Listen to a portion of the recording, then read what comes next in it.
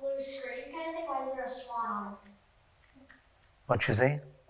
Why is there a swan on the blue screen behind you? What does it represent? I'll tell you what it represents. First, microscopically and then macroscopically. In brief, the swan, if you have a coronal cross-section of your brain and you cut your brain this way, like this in half, you will see in the brain the third choroid ventricle. It's covered by the thalamus, the hypothalamus, and the third choroid ventricle, which forms the roof. And that is like the wings of a swan flying backwards. It is a swan flying faster than light back to the future. If you got to meet God, you got to not only break the sound barrier, but the light barrier also. And when you are faster than light, time stands still. And when time stands still, there is no relativity of the space-time continuum. Relativity is only in the space-time continuum. So if you still your mind, be still and know that you are God. So this is a symbol of the swan. There resides the soul of a person. The Jivatma, the Pranatma, the Jataratma, the digestive fire of the swan, the hamsa, means I am the Lord, it says.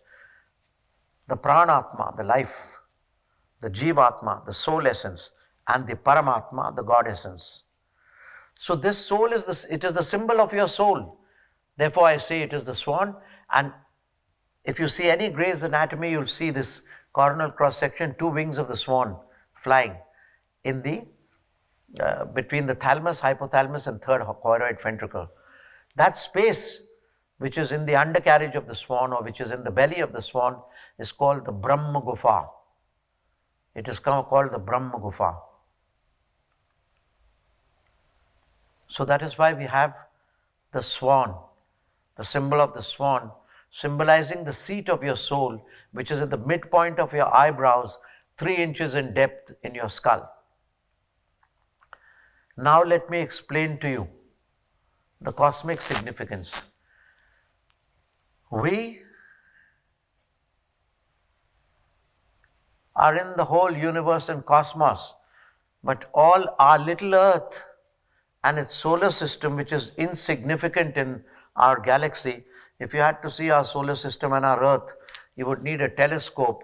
If you were at the end of the Milky Way galaxy, your telescope would have to be magnified 40 billion times. Then you would see your little earth spinning around your little solar system. This is how small we are. Lord, thank you for making us so small. Let us be humble and know that with your grace, we can expand to be bigger not only than our galaxy, but bigger than the whole universe. This is thy glory, O Lord. To thee I bow. And within this vast cosmic body is the human form.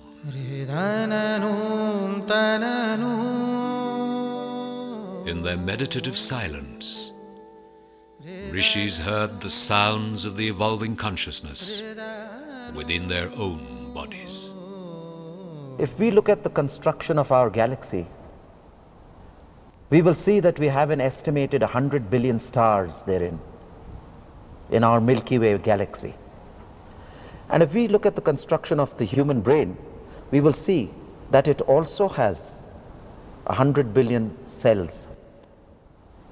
Now, according to the Nath sadhana, the Nath Sampradaya, when the individual consciousness in the yogi evolves to a state where every neuron in his brain cells connects with the stars, that is, the 100 billion neurons have a connection with 100 billion stars, then cosmic consciousness is said to have been expressed and the yogi attains to the final nirvana. If you also look carefully and we study the cosmos, we study our galaxy, we see in the center of the galaxy a Brahma Gufa, a cave of Brahma, a supermassive black hole which swallows up the night, swallows up time, swallows up matter and causation. the law of physics break down and go into the great deep of nothingness called the Mahankal, he who is the great time and the great zero not zero. Similarly, in the human brain, in the center of the human brain, there is also a miniature cave of Brahma. This cave of Brahma is the third ventricle. When, according to the Nath tradition, the yogi does his meditation up the spinal cord and merges into the third ventricle, into the cave of Brahma, which is situated, he loses all self-sense and in a flash connects with the cosmic black hole in our galaxy and realizes himself as the universe.